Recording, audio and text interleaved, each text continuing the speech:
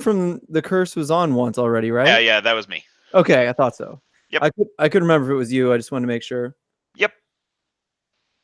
I listened to that episode, but I'm kind of blanking on everything that was talked about. What, the last time I was on? Yeah, but I'm sure we'll repeat a little bit. But Well, we talked about whether Hartford was the worst team of all time, yeah, which has now been solved, I guess. Um, yeah, I mean, not much has really changed as far as top and bottom of the standings really since then. no, it was a really boring week, to be honest. I think we're going to talk about how boring it was, A but lot of draws. A lot of draws. yeah, without a doubt.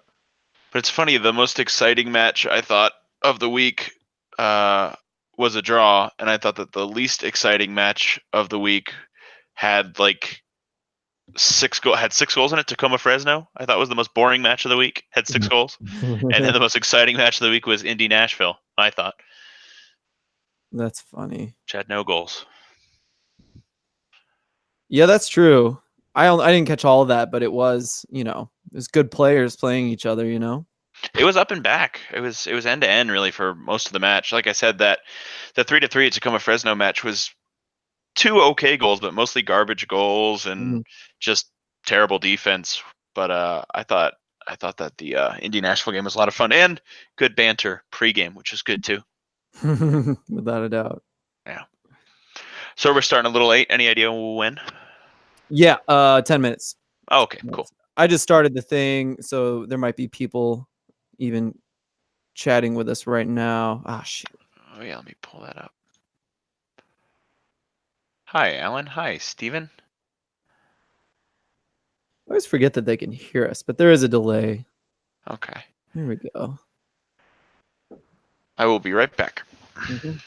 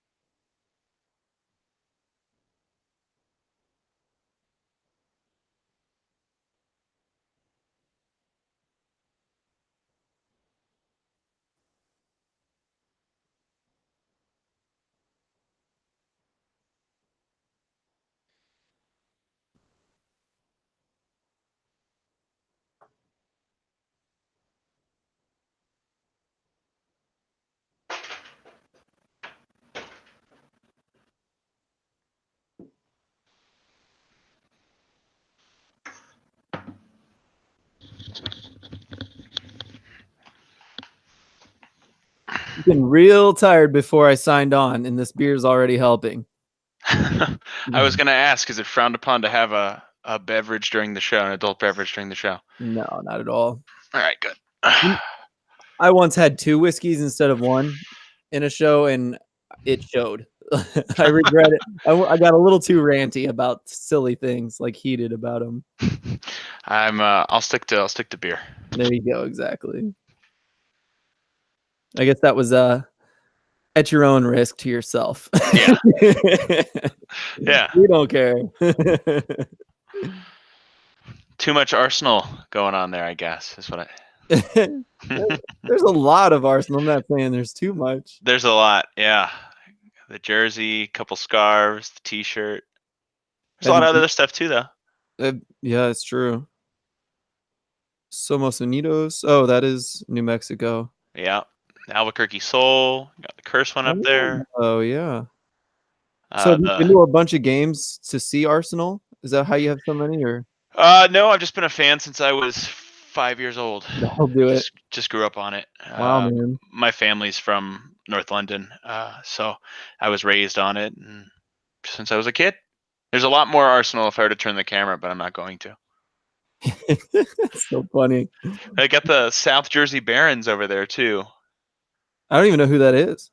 They were a PDL team. They were the Ocean City Barons when I went and saw them. Ocean City, New Jersey. And my family vacations there.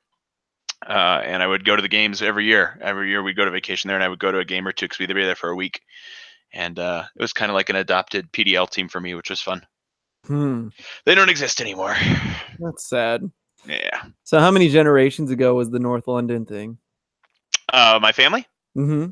2. My grandpa's from there. That's awesome. Yeah. You have a buddy who's not a huge soccer fan, though it's his favorite sport, but his grandparents live in Liverpool, so he's always been a Liverpool fan. Yeah. Alan, with how good the New Mexico gear is, I thought he'd rep more. I'll be right back, Alan. Hold on. Yeah, I mean, he must have every scarf available for New Mexico. I'm seeing several. Oh yeah, USL New Mexico before they were even branded anything. Look at that.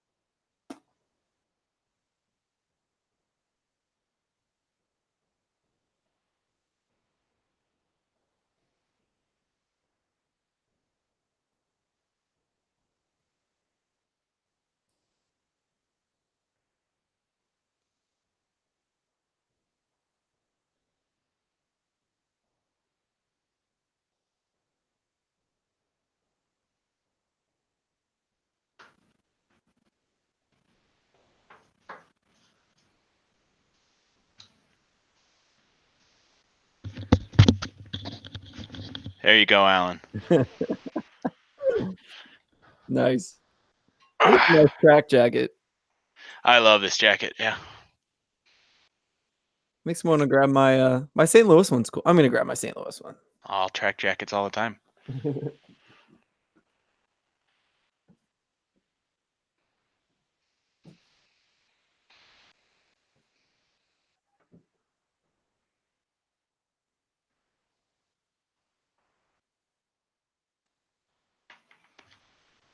Oh, just missed you, Alan. I wish you could should have let us know you were here. You still could have come by.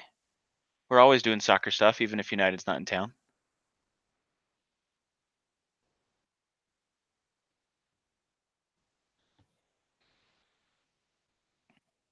Ooh, where'd you go for the beer?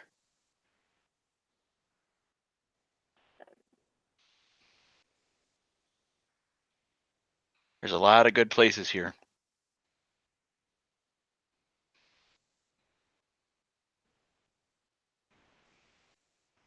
3-7. I don't know that one. Let me look it up.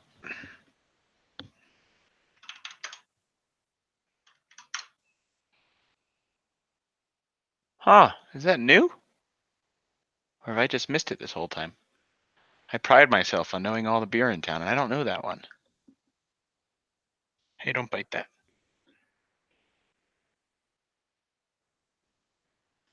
377 Brewery. It doesn't look new. I've just missed it.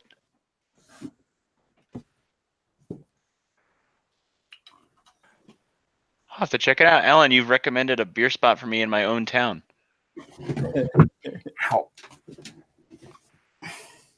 I do love Boxing Bear. Boxing Bear is great. There's the track jacket. There it is. The cool thing about this, it doesn't come through in the video. There's a green side of one zipper and a white side of the zipper. Did you see, speaking of cool little parts of... I don't have a jacket, but I can get a kit on. But speaking of cool little pieces of USL related things, that blackout crest on the... Was it on the St. Louis? kit? I Mm-mm. think it was. I'm trying to remember who it was. Somebody put a blackout crest on one of their kits this week, and it was gorgeous. Who was that? Hold on, I'm gonna find it. Maybe Pittsburgh, Phoenix. It wasn't Phoenix.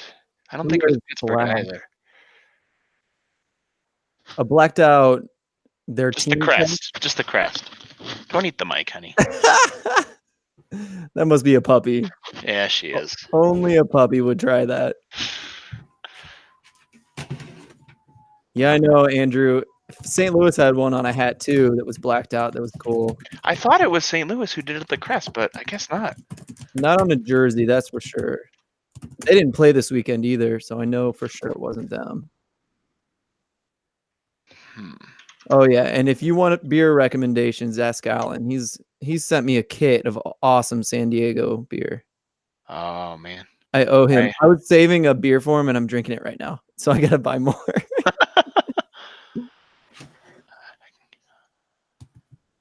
No, I love Celtic good round. beer, and this is a great beer town. But I'm surprised I hadn't seen that 377 before. Where is this black? There it is. It was Louisville City. Oh, really? Yeah, it looks great. Can you put it in this chat right here, the picture? Yeah, give me a sec. And Our group chat, it won't And- work for the okay, here you YouTube go. chat, unfortunately. Here, I'll just put it in the DM on Slack. It looks sweet. I love that. Have I cut in and out by any chance since I've been talking to you? The first words you said you did, but since then, not at all. Okay. I'm hoping I'm good. I've had to turn off my direct connection every time lately. But it usually works better. Holy cow, I need to record. I haven't opened any.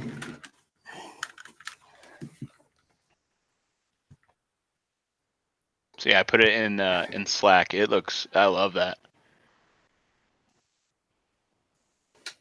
Trouble.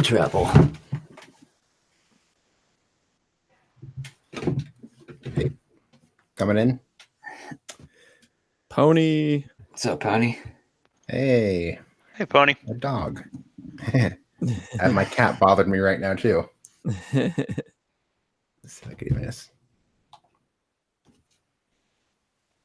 No, it's blocked. Alan, next time you are in, follow me on Twitter, Alan, and next time you're in Albuquerque, let me know. We'll grab a beer. Let's see the cat right next to me. Kitty. Always decides to annoy me during the podcast. Oh, It's been on several times, although I don't think it's purred or done anything noisy except run, Yeah, like this. jump. She'll meow Olivia's at too- times, but I just fed her, so she's gonna be a bit quiet. Olivia's usually pretty quiet, but unless there's like a squirrel or something. Ryan, as usual, you're saving the show with your notes. Thank you. Hey, Yeah, sorry, I was working on online classes today, so I haven't been on top of it until like about an hour ago. Ugh, I just don't have time to do it, or else I'd try. I did it a couple weeks, but Yeah, Leo, you non-West Coast people have an advantage. that's true. It's true. The show starts an Not hour having after a 9 to work 5 ends. job for me. Well, that also helps. I had had to work from home today because a tree fell on my house over the weekend. We had these really bad windstorms in Albuquerque, and a tree came right down on the back of the house. That's You nice all and right? fun. Oh yeah, it did. Thankfully, it didn't come through the wall. It just it messed up the roof a little bit, but overall, I got pretty lucky. You want to get down? Yeah, I had a tree fall on my house during the hurricane. This Hurricane Florence.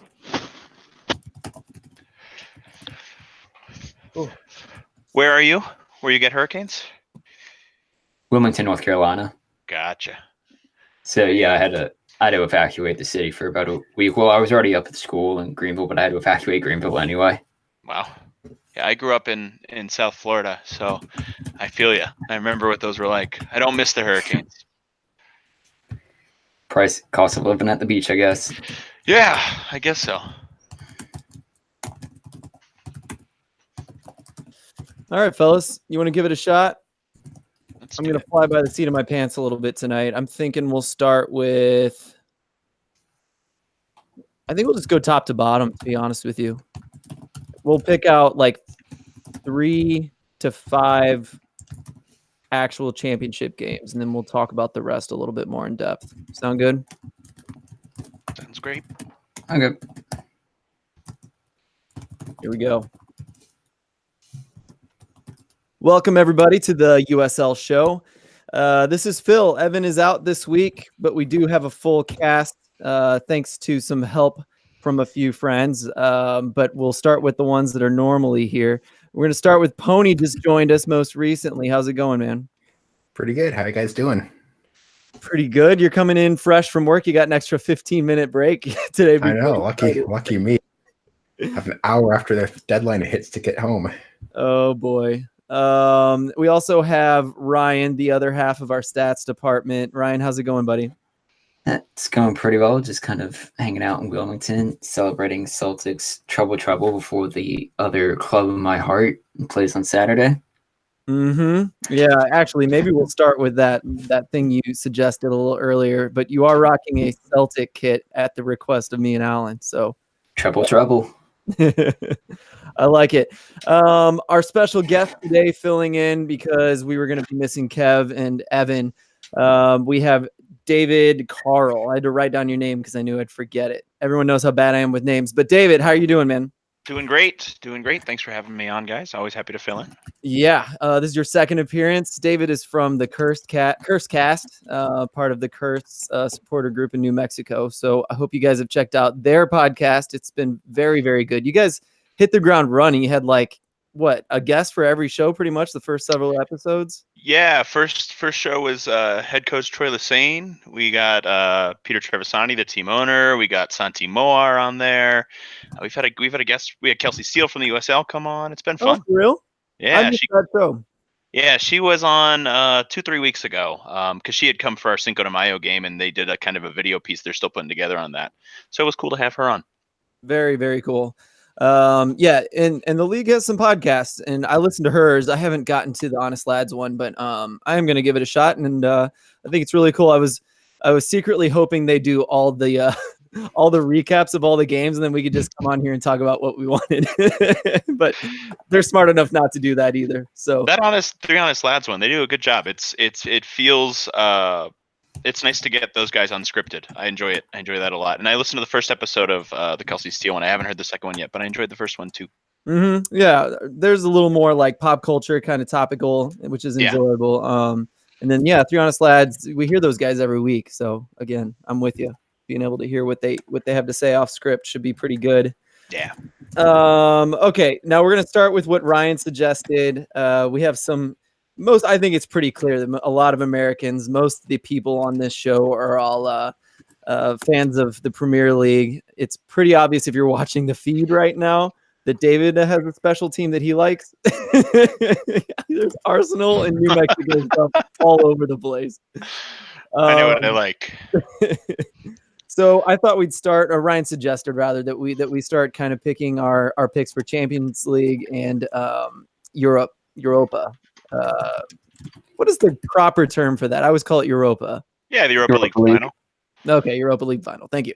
Okay, so David, since we kind of talked about you liking Arsenal, why don't you pick a team that is to win the Europa League final? Yeah, I think I'll go with Arsenal. I put in the notes. I put 9-0. I'm going to stay with that prediction. No. I do think it's going to be a tough match. I don't know if you guys saw today. Maurizio Sarri. They were in their last training session today.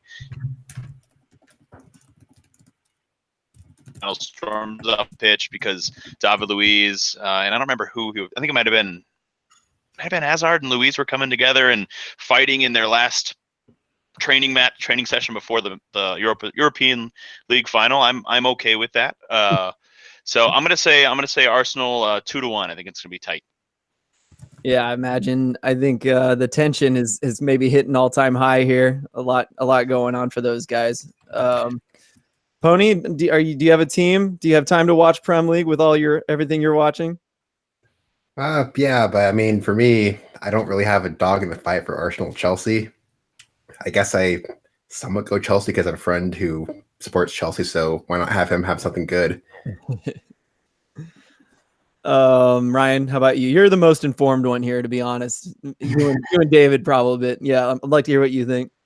I want to say I'm more informed than David. David likes one of the teams playing the game, so he certainly knows more than I do on these two sides. But I just know a bit about these teams just due to a virtue of London rivals, since they can't just abandon the match and award no trophy, unfortunately. Yeah, I'm gonna say it's gonna be a really close one as well. Agreeing with David. I'd rather see Chelsea win, so I'll give them a slight 1-0 edge, but it honestly wouldn't surprise me to see either team walk away with the trophy in this one. My biggest gripe is that this match shouldn't be in Azerbaijan. Yes, absolutely.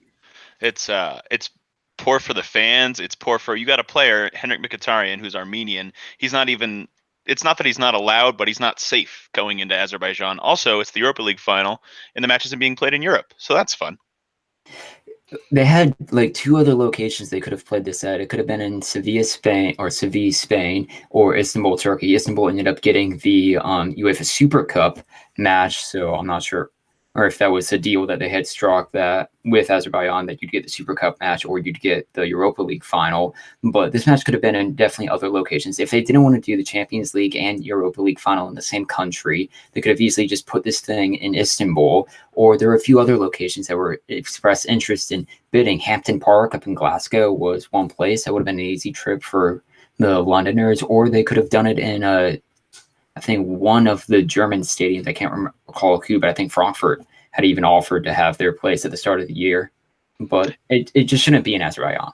And UEFA's response has been, well, we want to bring football everywhere, which is a good goal, and I agree with that. You want to bring football to the entire world and high-quality football to the entire world. I totally agree with that. And the other response that they've given is, well, we didn't know that it would be two English teams in the final. Of course you didn't know that. There's no way you could have known that. But at the same time, like, you try to make it maybe a little bit more centrally located. If it's a European championship, maybe make it somewhere in Europe. And again, maybe a place where there's not going to be players or fans who aren't allowed in there due to their nationality. That shouldn't be an issue. Yeah, here was the last 5 locations for the Europa League final. It was in Olympic Lyon Stadium. I'm not even going to try with the name of the city. Solna Friends Arena in Sweden, Basel, Switzerland, Warsaw, Poland, and Juventus' Stadium in Turin. Those are all accessible. Yeah, and next year's Europa League final will be in Poland again. And on top of that, one thing I didn't mention is the airport in Baku hasn't been able to handle the influx of people either. And they've returned, both Arsenal and Chelsea have returned huge portions of their tickets that they were allotted. So it's kind of a cluster over there right now. Yeah, it could have been a better solution. I agree. Sounds pretty terrible. This is something I'm not even up on, so I apologize. This match will be tomorrow at 1500 TNT, correct? I think that's right, yeah. Yeah, but tomorrow at 1500? Yep. Or 3? Well, depends on what part of the country you're in, but yes. Yeah, I know. We're at noon. Us West Coasters. I'll be watching it at 1. I'm going to record it, and hopefully it doesn't get spoiled for me, but it absolutely will get spoiled by someone. I'm going to try and sneak out of work. I have to go pick up my sister halfway through still. Well, we'll remember which show we're doing now, actually, and we'll do quickly. We'll just do our picks for the last the other one. I guess actually I forgot to say that I can never root for a Stan Kroenke team, being a St. Louisan. So no, he's terrible, and you should hate him. Yeah, so I got to pick Chelsea, and we'll do snake draft style. I'll go with Tottenham because I think they don't stand a chance in the future getting anything else, Premier League, Champions League, whereas I think I love Klopp, and I think he has a good chance next year doing any of these things again. So I'm going to pick Tottenham to kind of take it. Ryan, I think we all know who you're picking. My heart says Tottenham, but if I had to do an analytical mine, it's going to be Liverpool 2-1 in normal time. If you look at the past your Champions League finals that had teams in the same league, the team who finished up ahead in the table usually wins the final. 15-16 Real Madrid over Atletico, 12-13 Bayern over Dortmund, 07-08 Man U over Chelsea. The one recent history that bucks the trend was 13-14 Atletico over Real Madrid, but Madrid won Atletico over Real Madrid in the table, but Madrid won the final as Madrid does in the final. But I want Tottenham, of course. That had to be hard for you, Ryan. You're being real sensible about everything. I mean, I'm superstitious with Tottenham. I don't play as them on FIFA for these matches, and I'm only going to wear Tottenham stuff on the day of the final. Nice. That's a good one. Pony, what are you picking on this one? Well, I'm an Everton supporter, so as long as Liverpool loses, I'm okay with this. There you go. Of course, you're an Everton supporter. Very nice. Mediocrity at its finest. How about you, David? I feel the need to balance this one out. I'll say Liverpool 3, Spuds 1. There you go. Okay. We're gonna start out. We're gonna start up all the USL stuff for and continue it for the rest of the show now. Just gonna start with just quick news. Really, the only thing we wanted to mention is that Louisville City Stadium continues to rise in Butchertown. You can find video or photos online. I guess they're live photos, or no, their Twitter feed. I guess Ryan, did you put that one in? No, I did not put that in the show notes, but it's going to be, they do have a live stream, I believe, on their site, and they do have Twitter photos. In fact, if you look on Google Maps, you can actually see that the area has been demolished over the Google Earth feed, and now it's starting to show the rise of the stadium. But it's just fantastic to see more stadiums going up in the USL. Yep. I hope this is the trend. Love it. And everyone's going to enjoy their games in Louisville a lot more after that thing gets built. We're going to jump straight into listener questions. We often will ask questions and people won't, or we'll ask for questions and we won't always read them. But today we're going to jump right into them. First thing, Alan Underwood, who is logged in right now. This is toward you, David. Going to ask him if it's even worth playing the rest of the season, or should we just hand the West over to New Mexico United? Have you guys been watching Phoenix? Because I have. Mm-hmm. And don't get me wrong, it's been a great start for New Mexico United, but it's just a start. I mean, what are we, a quarter of the way through the season, something like that? It's a long way to go, and Phoenix is rising. They've won 3 straight. They've looked dominant doing so. I would be remiss if I did not include them in the absolute favorites to win the Western Conference.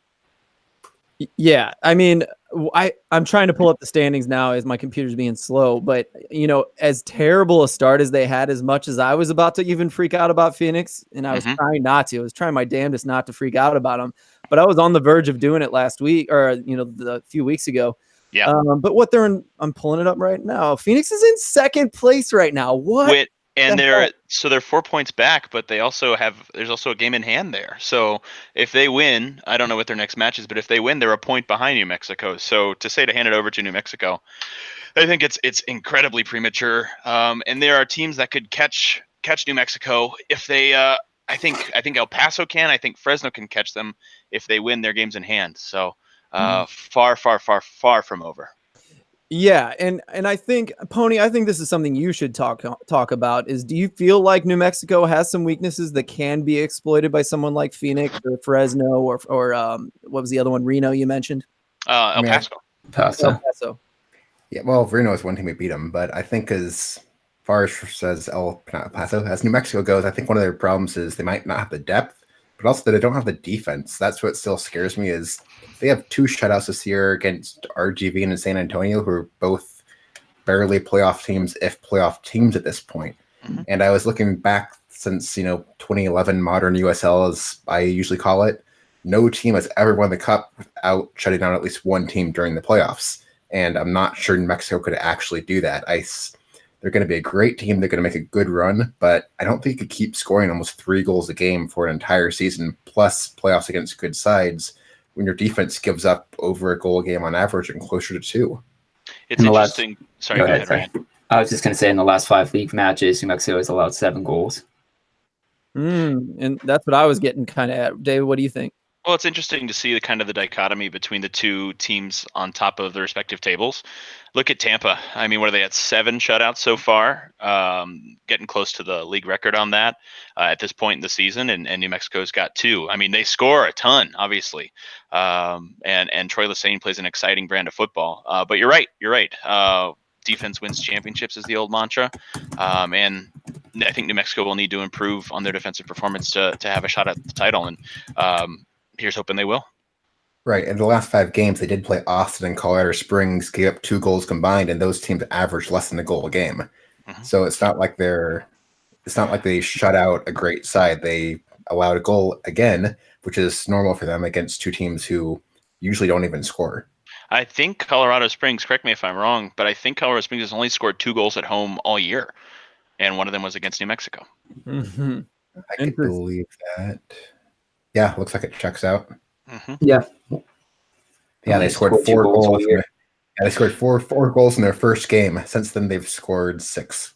And that's the thing. I think New Mexico wants to overpower teams, and it can be done. Obviously, they've done it for most of the season thus far. But I mean, when you come up against a team, a really complete team like Phoenix, for example, who they drew 3-3 earlier this year, a team who is really starting to click offensively now and is very good defensively.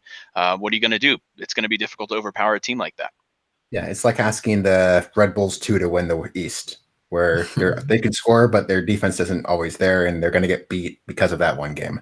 And the thing is, New Mexico has the defensive talent. They've got guys. Josh Suggs is fantastic. He bombs forward a lot and contributes to the offense as well. But Justin Schmidt, Rashid Tate, I mean, these are guys who are really great defensively, but they need to click as a unit in order for New Mexico, I think, to be serious title contenders. Yeah, and Mizell has been great, despite as many have been let up. But I mean, you guys are all mostly attack. It's wide open in those games. So do you feel like he's been doing well this year? Yeah, I think he's been great. I think he leads the USL in saves, and part of that can be attributed to his the number of shots that have gone on goal, obviously. But I mean, he's made some spectacular saves. He's kind of grown into the season, I think, and let's hope he continues to do so because they're going to need him. Yeah. I like that you said that Phoenix is such a complete team. I think that's like they're one of the most complete teams, maybe in the USL. Maybe that's something you can claim a little easier in the West in some ways. But I am curious. It's been a lot of chatter. There's been a lot of chatter going on about El Paso, and you mentioned them earlier, talking about how their playing style is really like trying to be kind of pretty, a lot of possession.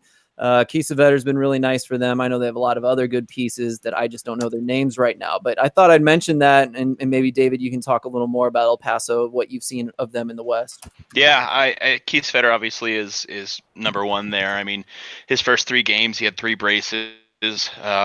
If he's not the USL Player of the Month, I don't know who is. He's been fantastic. I think he didn't score in his most recent game against Portland. That was a 1-1 draw, but he's been really fantastic. Omar Salgado also really, really good. They've got some really nice pieces there, and again, I think kind of like Phoenix, they started off a little slowly. But Mark Lowry's got them playing better football right now. The team that they drew, again, Portland, is no slouch themselves. And I think they've got the potential to be a top 4 seed. I really think they will. Yeah, El Paso is one of those teams for me with Fresno, where if they could start scoring at a more regular basis, they're one of the clear top teams in the West, if not even one of the favorites. I mean, El Paso and Fresno are both tied for league lead or West leading defense right now. Mm-hmm. They're kind of a team you can kind of root for, up and comers, trying to come out playing pretty style. It's a good thing. El Paso has a goal in each of their 5 league matches. I say league matches because they did have a 3-0 defeat hosting Forward Madison in the Open Cup in between that time. Alan asked this, and it was mentioned in the chat, so I'm going to go ahead and ask this to you, David, before we move on from New Mexico here. NYUK LHED Niyuk-led, if I were to pronounce that. How much is the end of the season homestand going to help with a playoff title push for New Mexico United? It's a good question. Yeah, I love that question. So as your guys, I'm sure, are all well aware, New Mexico share a stadium with the Albuquerque Isotopes. It's Isotopes Park here in New Mexico. And just kind of the way that all has worked out, New Mexico has played a lot of games on the road. I think they've already played 8 on the road. So that's nearly half their total away games already out of the way. So I want to say, I don't remember the exact number, but it's something like 10 of their 12 final home games, something like that, 10 of their final 12 games are going to be at home, rather. I think that makes a huge difference. I mean, when you have to play teams like Phoenix and like El Paso, and they're coming to your place instead of going to their place, I think that makes a huge difference in the playoff push. So, I'm sure they're going to be jockeying for position, hopefully, toward that part of the season, whether they're trying to get a top seed or a top 4 seed or whatever it might be. You'd much rather be at home for 10 to 12 games than on the road for 10 to 12. Nice. Included in that homestand towards the end of the stretch is 2 matches towards the end of September of hosting Reno and hosting Phoenix. Those will be huge. That'll be fun. That'll be good. So I was going to point out that the last 2 games are Vegas and Tacoma, who are basically free wins when they go on the road. Yeah, I was going to say. Combined, they have looks like 1 point from 12 matches on the road. Vegas gets away from those wild, wacky, arm-waving inflatable tube men, and they just can't win. That I was about to say, though, that Vegas is the type of team that might just clobber New Mexico on the right night. So you never know. But that is true for the most part. Those might be easy wins. Let's move on to the next question. Harry Ramenkal, of course, we all know him. Do you think MLS and USL Championship should have a heavy schedule on Sunday and Monday for Memorial Day weekend? Could be a way to grab some extra eyes and, of course, have events to honor the vets. Good point. I would say let's expand that while you guys kind of think about that. Are there even other holidays that we can take advantage of and do this kind of thing on the regular? I'm going to say yes. Pony, have you thought of an answer to this one? Yeah, it would be good. I think another thing that'd be nice is have some teams play earlier games, because when we have 12 teams, 12 games going off on a day and they all start within 4 hours of each other, you're not going to get a lot of eyes on it. I mean, teams like Ottawa, I probably see more than any other team apart from possibly Sacramento, because they always play home games early. So if it's the only game on, guess what I'm watching at 11 a.m. at my time? It's the Ottawa against whoever happens to be visiting Ottawa. If a few other teams could cash in on that, just say we're going to play a game at probably too early to be a late night game. You're going to get the casuals who watch as much USL as they can tuning into your team and be able to talk about your team. There's no reason not to do that, or have teams play maybe a quarter of your weekend games on Sunday. People will watch that will regularly not watch your team. If you want to get the eyes, you got to take a prime time slot when there's nothing competing with you. Particularly before football season starts, American football season starts as well. Yeah, that'll change things around for Sunday games, but right. Yeah, that's a good point. It is funny to talk about that because in general that'd be true, but I think the 4 of us may be the ones like pining for an early game. You know what I mean? I'm not sure TV, eyes on TV and YouTube, ESPN Plus is a big thing yet, although it is growing. And hopefully that's a take that is really important in our hopefully not too distant future. Well, the league has those Wednesday night matches that are no longer called the match of the week. It's Wednesday night soccer, which is sometimes on Tuesdays. But they have those on ESPN News. I don't know what the logistics would be like, but potentially maybe get one of those, maybe a Sunday match on ESPN News or a Saturday match on ESPN News. I mean, I don't know what the logistics on that are, but I think that could go a long way towards making a big difference. Yeah. And Alan just said if you stagger them out a little bit, it might even make it a little better. Agree. Yeah. Even if it's all on Saturday, like Pony was kind of saying, stagger a little more. Yeah, for me, Saturday, I see nothing until 4 p.m. And then it's like 10 games, like 6 games at 4 and 6 games at 7. It's like, well, I got to watch 2 games. That's great. This is the golden era of watching soccer in the United States. I don't expect this to go on, but I mean, our morning is full of European soccer. Sometimes we don't even have to wait before MLS and USL start at like noon or 2:30. It's really awesome. MLS has a lot of early games. Yeah. So it shouldn't be that big a deal. Chicago NYCFC is known for that. Yeah. I imagine the players hate it. I don't know. Has anyone asked a player about that? But it doesn't really matter here on the West Side. Yeah. It's late afternoon. Right. But I mean, if you're looking at a golden age of television, just wait until July 7th for if you have ESPN Plus and regular cable streaming. So at 11 a.m. Eastern time, you'll have the Women's World Cup final. USA. For the United States. At 2 p.m. Eastern, you'd have Atlanta United and New York Red Bulls also on Fox.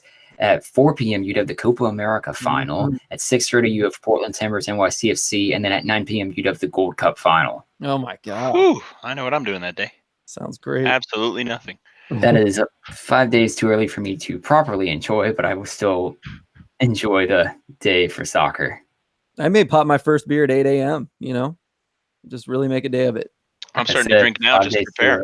It's like all the promotion games, I start drinking at like 7 a.m. my time. That's right.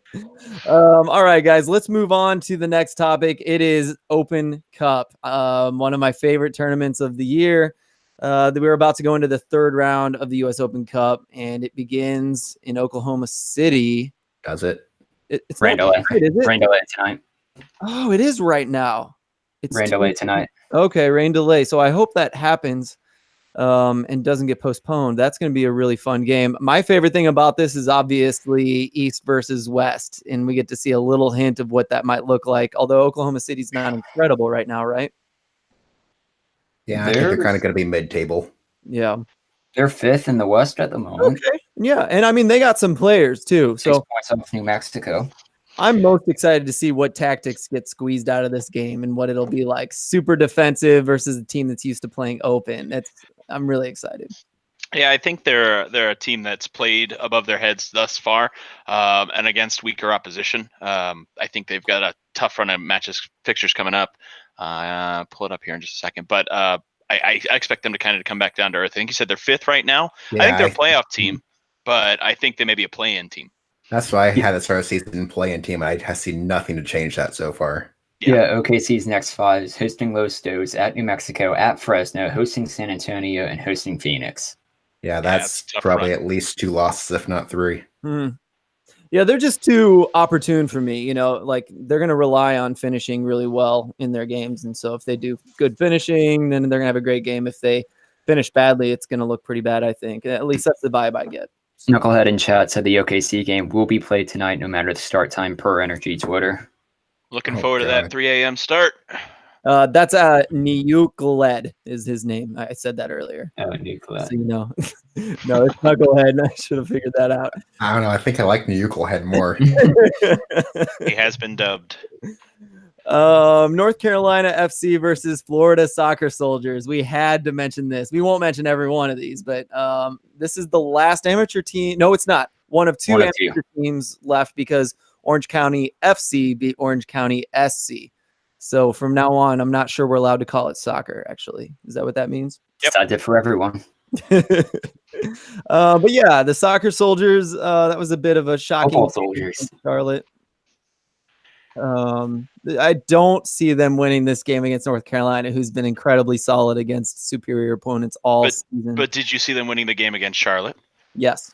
It was. I think it's a lot more possible. I think it's more of Charlotte losing the game, but yeah, exactly. NCFC's unbeaten at home this year.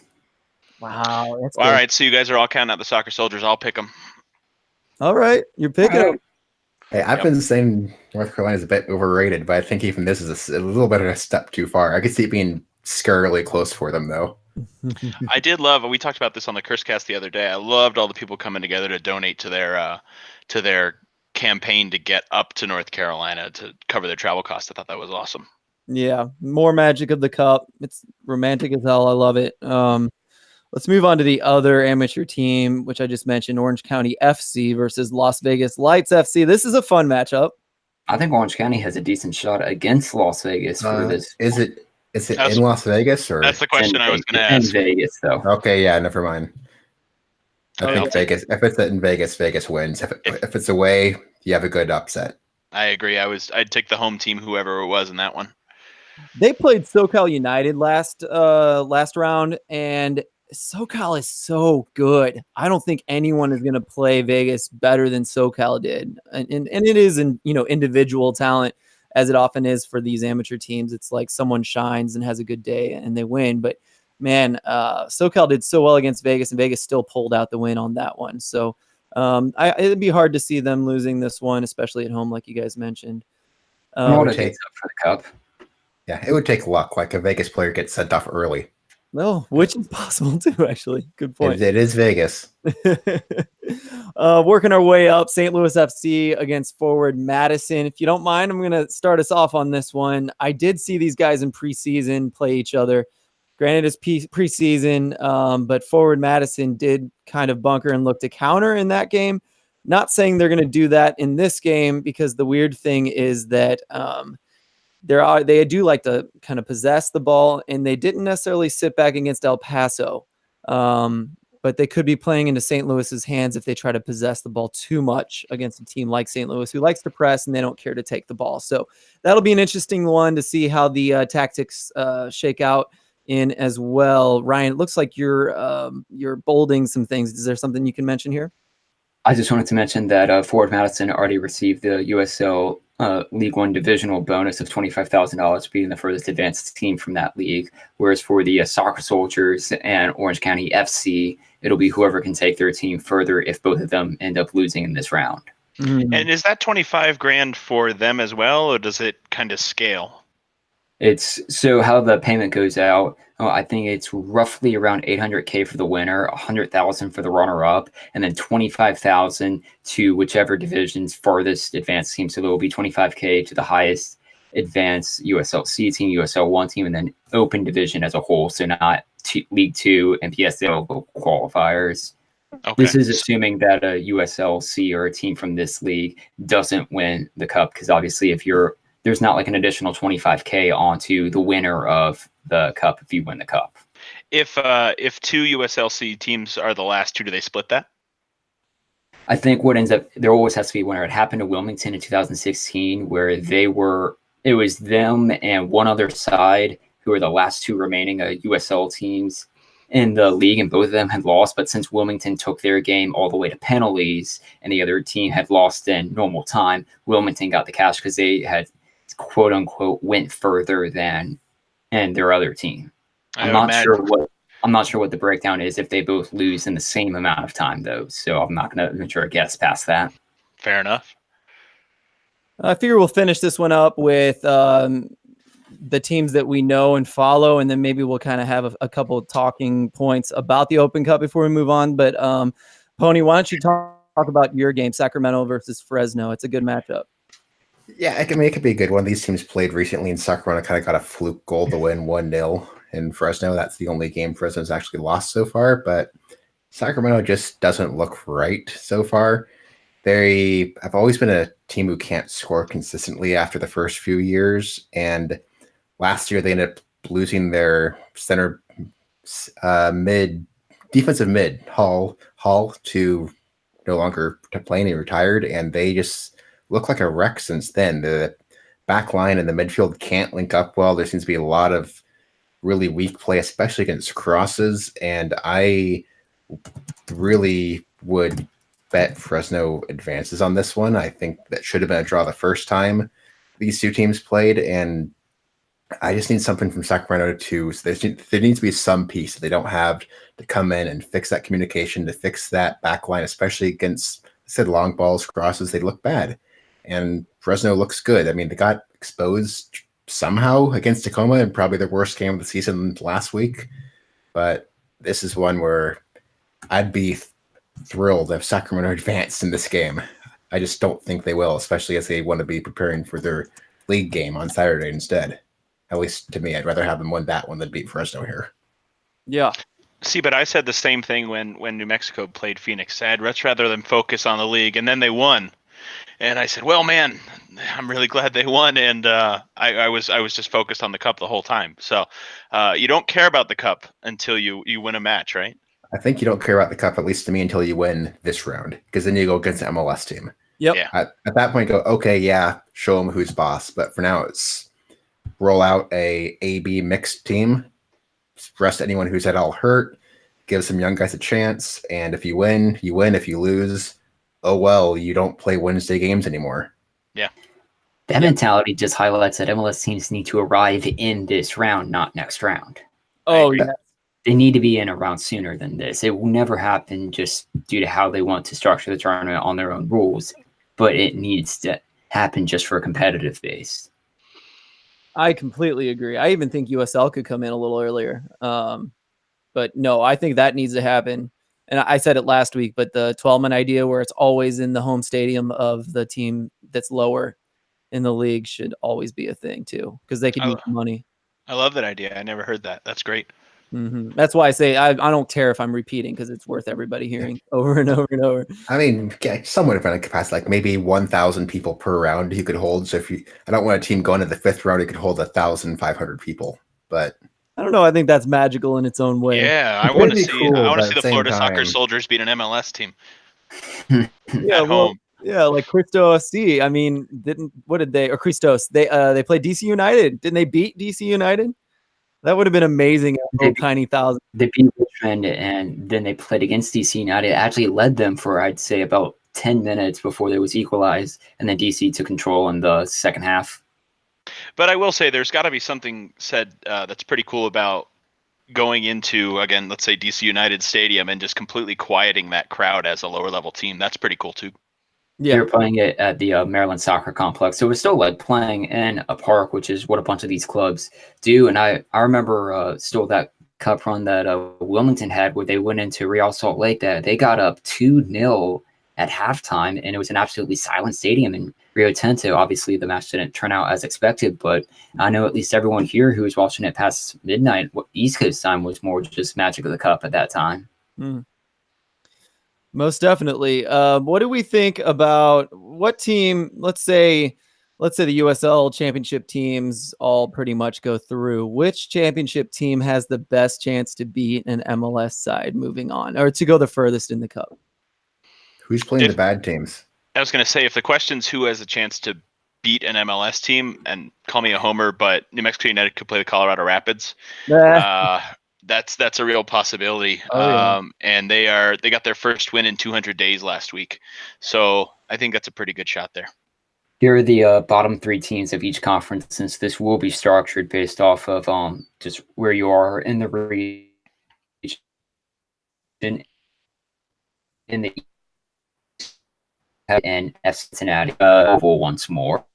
And then in the West, you have Portland, SKC, and Colorado. And SKC is kind of hurt right now. So, if St. Louis was to go on and play them, which they've done in the past, this would be the right time to try to beat them.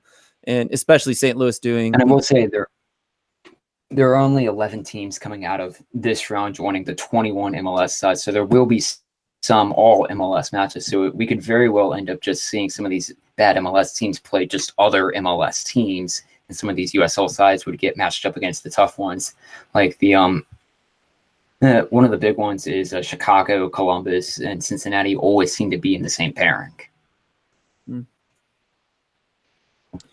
Yeah. Any other teams that you think could have a good go? Maybe Nashville. Yeah, I think it's whoever draws the Colorado, the New England, Cincinnati. The teams just aren't playing well right now. I guess. Sorry, Ryan, you were breaking up a little bit, so I'm not sure if you said this already, but I guess a little bit of like getting back at Cincy the way that they gave it to the MLS before might be kind of fun, right? If Louisville beats Cincy. Oh man, I'd pay money for that. It'd be hard. I just wanted to play. If Louisville's in it, they need to have those two teams play. Yeah, especially now Louisville's kind of coming back to their previous form, so it'd be a lot of fun.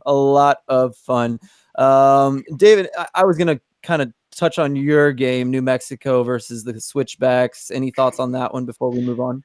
They played a little over a week ago at the same stadium, and it was a 3-1. Yeah, 11 days ago. It was a 3-1 final. And it wasn't as one-sided as the 3-1 final looks. I think Switchbacks had some moments where they controlled possession. They just struggled defensively, I think. New Mexico took advantage of that, invaded the passing lanes, and scored 3 goals. Obviously, Kevon Frater with all 3 of those. That's what put him at 10, which is the top of the scoring list right now in the USL. But again, I think it's going to be closer than people might expect. I think New Mexico will come out on top. I think they're the better side right now. Obviously, Switchbacks really having trouble getting out of their own way. They finally got a penalty this week on a handball and just shot it wide, and really just did not look good again this week. And it's sad to see. I want Switchbacks to be good. I want them to be a good team. And I think they're better than they're playing right now, but I would take New Mexico in that. Again, call me a homer, but I think it's a smart pick. Yep. I think, in a lot of ways, it's a bit of a no-brainer, but it is in Colorado, so they do play better at home. So you never know. Okay. I think what I'm going to do here is, I think for league play, we're not going to cover every single match every single week. And I think this is going to be a short week as well in that way, considering we got the Open Cup going. So, I think what we're going to do is, I think everybody's going to pick a game, and we're going to cover one more game each before we cut out for the day. I'm scanning through. I had a game picked out that I was excited to talk about, and now I can't remember which one it is. Does anyone have a game they definitely want to talk about? I'll take one. I thought it was Monarchs Phoenix. Monarchs got out to an early lead, 2-0. Really looked dominant, not just in the score sheet, but in possession as well. And then as soon as they got up by that second goal, it's like they stopped everything that they were doing that got them there. They stopped pressing. They got lazy defensively. Phoenix scored 2 goals within, I think, 3 minutes. That second goal that tied the match, Putna tried to clear the ball out. The goalkeeper tried to clear the ball out and just kind of got lazy. Vaquero rushed the goalkeeper and got just kind of a lazy goal from the goalkeeper. And then Aguinaga just completely dominated play in the midfield for the rest of the way. He was fantastic. One of the best players in the league this week, I thought. And Phoenix goes on to win that 4-2. I thought this was kind of, I don't know if you're one of the best teams in the Western Conference year in and year out. I don't know if you can have a coming out party, but if you can at that point, this was Phoenix's, in my opinion. I like that. I feel like I should record or bring this back up and play it again later if it goes your way in that way. Please do. I'll take the credit. For sure. Yeah, and I won't sell you out if it doesn't go that way. We'll pretend I lost it. Please don't. I won't take the blame. Yeah. Ryan, what do you think? Do you have a game that you enjoyed this week?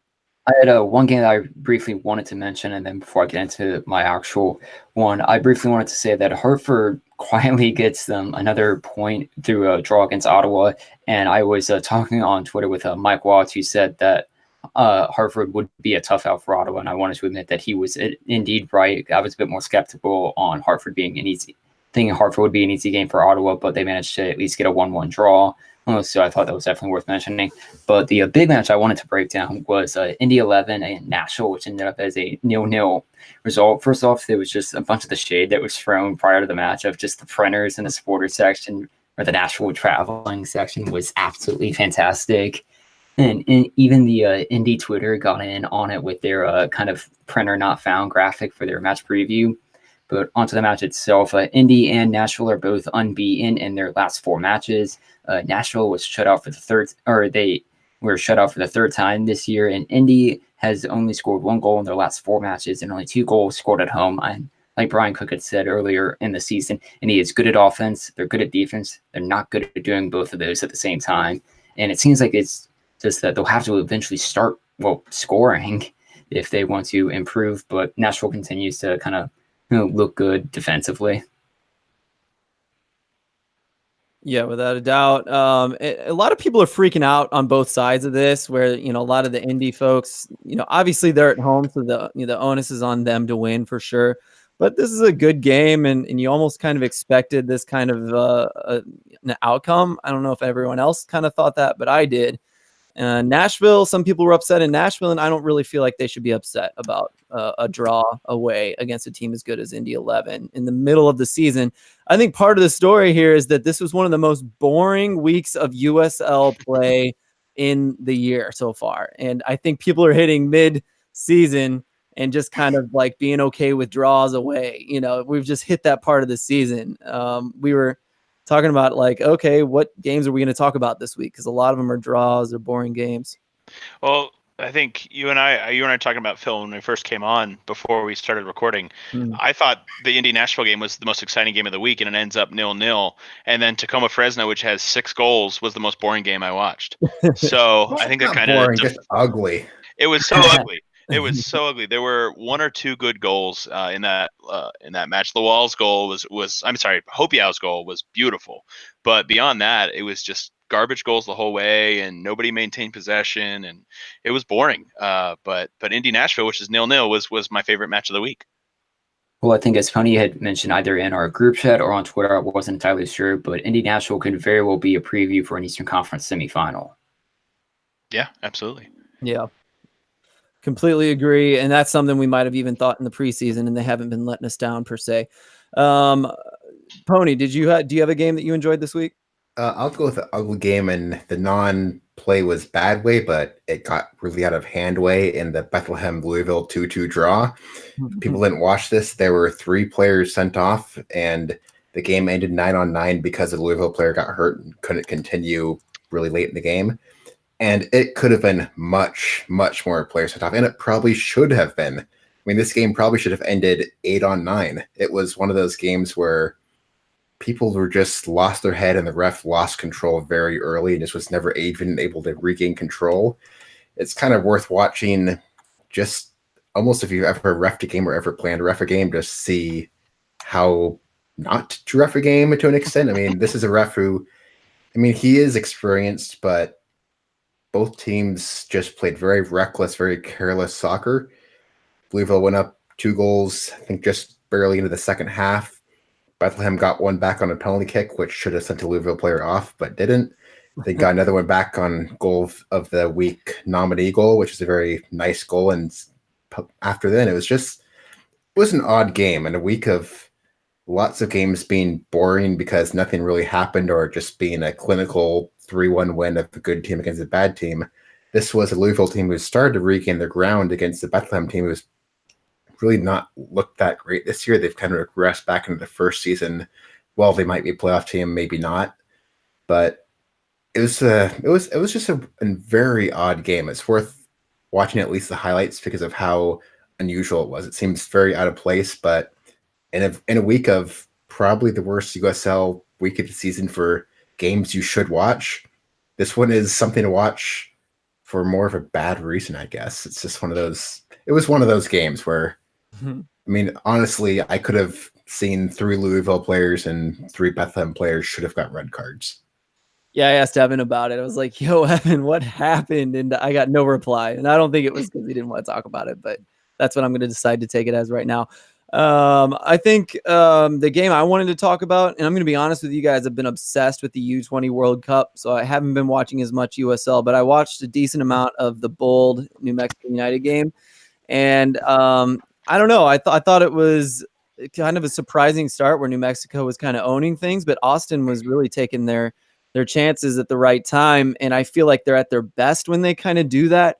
But eventually the wheels did fall off. But David, since you're here, how much time does Sandoval get? I feel like I've seen him next to Frater. I'm not sure, but he was in and he's a good player, not quite as flashy as the other guys per se. But how do you feel about your attacking players and kind of who's best or what they're all like? Devin is king of the garbage goals. He's scored, I think he's on 3 or 4 for the season. All of them except for the first one, which is the first goal in our history, were garbage goals, and I love garbage goals. He's not a starter at this point. It's the 2 top goal scorers in the USL Championship right now. It's Kevon Frater and Santi Moar, who are the 2 starters up top, and then it's been Kevon was suspended because of yellow card accumulation in this match. So Santi goes ahead and gets a brace. And the match prior, Santi was suspended because of a straight red, and Kevon had a hat trick.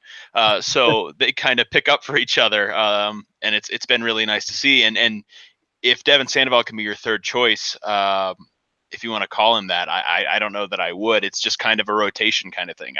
Those 2, Kevon and Santi, start more so than Devin, but it's more rotation. I wouldn't say that they are the starters over Devin Sandoval, and I feel really good about having those 3 guys up top, and then a guy like Chris Wehan feeding them constantly, which is really nice to see. It's a nice balance across the top line. Completely agree. I enjoy it. And I haven't seen Wehan in action yet. And I thought he did a great job. Maybe he always looks that good, but that was fun to watch for me. He's the guy who's good in possession in building the attack. And that's really sorely needed. Indeed it is. Yeah, I think I said he should have been Rookie of the Year back in his first season with Reno. I don't think he won it, but he could create chances like almost no one else in the USL. He crosses the ball beautifully. Wehan has 3 assists for New Mexico alongside Josh Suggs and Kevin Frater. That seems way too few. It does. They share the ball well. They share the glory. It's nice. It is. Great. Boys, I think we're going to call it there. I'm excited. The Open Cup's here, and we're going to keep moving with that. Next week should be even more interesting in that way. I think we'll have some storylines for sure. I'm pushing for USL team all the way to the quarterfinals. I think Alan mentioned that. So I think that's my personal USL goal. Anything else anyone wants to say before we go? Before we we'll all have a chance to talk. Actually, if you have anything else to say, do that as you give where people can find you. David, we'll start with you. Yeah, I don't really get on my personal Twitter all that much. So the Curse NM at the Curse NM on Twitter. Yeah. Give us a follow there. I tweet stupid things and banter, and you'll probably hate me and unfollow me in a week. Yeah, I actually couldn't find yours, so I didn't tag you, but we'll have to friend up after this show's over so I can find you a little easier. Pony, how about you? I'll throw out one fun stat is Tacoma on the road this season has played 6 games, and they've allowed more goals than the entire season, including postseason of the Rochester's Rhinos championship run a few years ago. So bad. It has been that bad. They're a negative 21 goal differential after 6 games. This is the content that keeps people coming to the USL It show. is.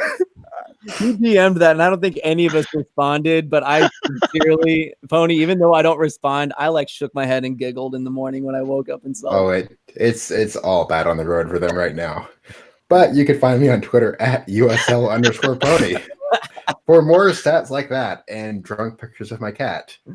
Perfect. I've actually been following you for anime tips lately too, so Yeah, that's fun. stupid drunk Amazon buys. I like it. I like it. My Hero Or Academia, I've been watching it, so it's pretty It's a good show. too many commercials and too much recap. Otherwise, it's amazing. It's on Hulu. That's why I get. Oh, okay. Commercials. Sorry, Ryan. How about you? Any fun facts before we leave? Just not much else. I did want to say that I tweeted out a full rectangle of parity today for all of MLS. So all 24 teams in MLS have beaten each other. I think my ultimate goal is, or at least I'm still working on trying to do a Western Conference circle of parity. The tough ones is just it has to line up that Sacramento beats Reno and Reno beats New Mexico, which makes it kind of a bit difficult. But my ultimate goal with the circle of parities is you find one that connects all of U.S. soccer or within league and Open Cup results. So MLS, Championship, League One, and as many Open Division teams as I can. But you can find me on Twitter at ILM_Ryan. You gotta write a dissertation on that. Yeah, I'm going to grad school for a reason. I love it. I'm going to go back and look for that one because I missed it today. Now it comes to the time of the show where I read the ads. And the first one is to say thanks to our sponsor, Roughneck Scarves, official scarf supplier of MLS, USL, and US Soccer. Get custom scarves for your group or team at roughneckscarves.com. Continuing on with that, BGN's been so good to us, and there's so many awesome podcasts. David's part of the Curse for New Mexico's, Curse Cast. You got to listen to that show. It's one of the best on BGN, especially one of the best new ones here that we've gotten. I can't play too many favorites, but you guys are really good. So that's a good one to follow. There's so many other ones. So if you play a team, look up and see if there's a podcast about that team under BGN, and there probably is, and you can kind of get the scoop there on what you may be facing that week. That's what I like to do. Not only that, but Mike Sparks, our fearless leader at BGN, has started a new project, and it's Golden Goal Press. So we will say also thanks to our sponsor, Golden Goal Press, the best choice for you to get custom shirts, hats, mugs, other items for just yourself or your organization. Check out their products at a fraction of the price of other places at goldengoalpress.com. And it's just one of those places where you can go and let's just say you want to slap a logo on, just name a thing, and it's there. It's a possibility. It's something Mike can throw it on there, and I think it's a pretty good price. The selection's just, it's innumerable. It's a million different things you can put it on. So that's something you may want to look into. The main reason I wanted to kind of go off on this is because I think we're going to finally start looking into stuff for the USL show in case you guys might want to get more than a sticker. And so we're going to look at what kind of merch that might be. If you're still listening, go ahead and DM us, email us, whatever. Find us on our website and tell us what kind of merch you would actually buy. And maybe we'll throw up some polls or some questions and go from there. Obviously, a scarf should be one of those things. So I think we'll start with that and then branch out if we can afford it. So thanks, everybody, for listening. Excited about the Open Cup starting here and more league play on the weekend. It's about to hit mid-season, and it's going to be a good year altogether. Thanks for listening, everyone. Goodbye. Changing windows, stopping.